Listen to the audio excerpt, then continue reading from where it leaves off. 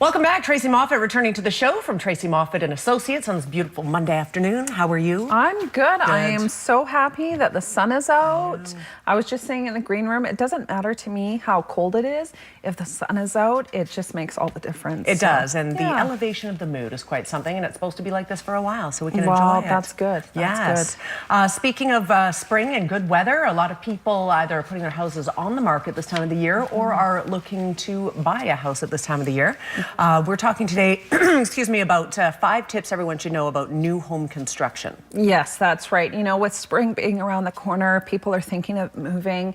The weather's starting to cooperate for builders, so you're seeing more and more construction happening. Those excavators are getting out there, putting in the basements, that sort of thing. So I thought I would talk about sort of the 5 things that you may or may not know about construction, about buying projects, new houses, that sort of stuff. Okay, so we have 5 groups of pictures that we're going to show. Yes, lots of pictures. Let's talk about these. The early bird gets the worm. First-time home buyer, or not first-time home buyers, first buyers may often get the best discounts. Home builders, especially in the early phases of their projects, they want to get a few pre-sales under contract quickly. Then that way the project can seem more desirable to future buyers. Yes. So, you know, they can also then take it back to their banks and to the lenders with the good news. So, but in order to do that, they need those early buyers to sign the contracts. Right. Now, for the buyer, this could be a win-win for both people. Usually at the beginning of a project, you can negotiate, you know, your price down a little bit. But of course, you know, there's a risk of jumping ahead. Sometimes the project or the home that you're purchasing may not be available right away, and they may have to wait a little bit longer. Markets may have changed, they may have gone up, they may have gone down. There's a bit of fluctuation. So although you can, you know, early bird usually does get worm in the form of discounts, there are some risks that you should be aware of. Pros and cons always, right? Okay, let's take a look at the next grouping of pictures as we talk about them. Well, builders don't tend to have a personal attachment to the home. So, you know, a typical seller has lived in their home for a lot of years. They've raised a family. They've got lots of memories. So when it's time to sell, a seller may experience all kinds of issues, questions, which could come out in the negotiating process. They may sometimes, you know, maybe price their home too high because they're not ready to emotionally detach from it.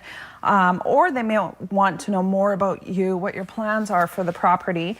And if they've given a choice between 2 buyers, sometimes a seller may pick one buyer over the other for, you know, no non-financial reason, just because they like their contract better, or they like, you know, who knows, whatever. Now, with a home builder, of course, it's just purely a numbers game. Home builders are focused more on the spreadsheets, you know, the dollar value. They're going to want to make sure that you're qualified and that you can get a loan. So they're not like your typical sellers in the sense that there is a lot of times there's no emotion attached to that. That's right. So again, like I say, builders are about the numbers, and you know, sometimes you can get a better deal because of that. Right. Before we go on to the next segment, just quickly getting back to that about how some sellers will receive letters, for example, from prospective buyers who really want the home. And you guys as realtors will actually sometimes say it's not a bad idea to send a letter. Absolutely. Let them know about your story, and perhaps, you know, a family who wants to sell their house to another family, to watch another family become, or at least leave knowing another family will be raised, right? It can make a difference. Yeah, absolutely. Sometimes to sellers, like I say, there is that emotional attachment. So they've raised their kids in their home. They would love to see another family come in and purchase their home. So a lot of times that plays a factor. Sometimes it's not even price. Maybe it's more of a convenient date. Yes, that, dates are huge. That is appealing to the seller too. So it's not necessarily sometimes the emotional factor or the money. It can become dates and such as well. Okay, a third topic. A lot of times the new homes are, you know, like we talked about, are often sold before they're built. That way the builder can generally get the financing lined up, and he'll try and sell as many homes as he can before they're even built. So how do you know what your house is going to look like? Often they'll have show suites or model homes that you can go into to give you a sense of what your new home will look like. They'll often have the finishes and stuff that will be in that home, such as flooring, cabinets, and such. So you can get a good idea of what your house will look like if they've got a show suite or model home to go through.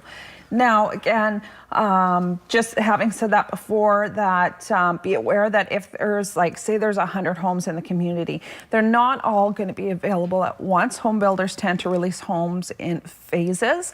So if there's a particular property that you like or location, maybe it has a better view, it may not necessarily, you may not be able to jump ahead and say, well, I want that lot over there, because builders will do stuff in phases. So just be aware that even though you've driven on site, you found the perfect location, they don't necessarily, they may not jump back and forth. So okay, good yeah. to know. Okay, fourth topic. A lot of times the new construction, people think you can't negotiate. You can absolutely negotiate, the same as a used housing. Discounts may be available a little differently. They are usually available in the form of upgrades, so such as appliances. They'll do appliance packages, flooring packages, maybe air conditioning, landscaping, window coverings, all those sort of things. This is also your opportunity to have these items included in your mortgage. So say you're worried about buying a new house, but you're like, how do I get the appliances? I don't have an extra $10,000 to go out and buy appliances. You can negotiate that kind of stuff with with new construction. Whereas, when you're buying a used house, you don't have that opportunity to negotiate appliances. So you either have to take what the seller has in their home, or you've got to come up with the extra cash to do so. Right. So there's a few different advantages to buying new construction, in the sense that you can get some of these nice upgrades without having to have them come out of your pocket, and the builders are more willing to negotiate that sort of stuff, as opposed to taking like, say, money off of the price, because what that does is it leaves their sales price kind of equal to what it's listed for, and it's better for them, and it's also better for the buyers too. Right, and from what I understand, in order to tack more money onto your mortgage to add things to your house, it has to be things that are staying with the house. You can't go and put a pool table on your mortgage. No, and say, no, you can't buy a boat or but it has to be stuff that will stay with the house. Although sometimes, in new construction and new projects, depending on the market, I mean, I've seen some creative things with builders.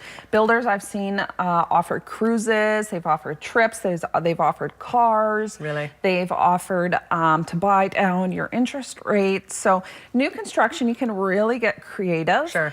And when the market isn't doing so well, the builders, of course, this is their business, right? So they want to see sales move, and they can be, quite creative with the stuff that they're offering. So maybe they'll throw in a pool table next time. You never know. You never know.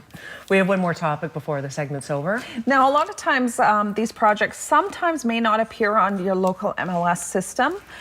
So when you're going to search for them, they may be difficult to find. A lot of times home builders will have their own sales company, their own employees. They may do advertising online or on billboards. So if you're interested in new construction, you can't necessarily find it, make sure you talk with your real estate agent, because they often will have that information. Even though it's not listed on the MLS system, they'll either have it, or they'll know about or know how to go about and get that information with you. So even though you don't see it online, make sure that you talk with your real estate agent, because they can often hook you up. Awesome tips today about new home construction. My last question to you, because we have 30 seconds. Are you guys expecting a busy spring?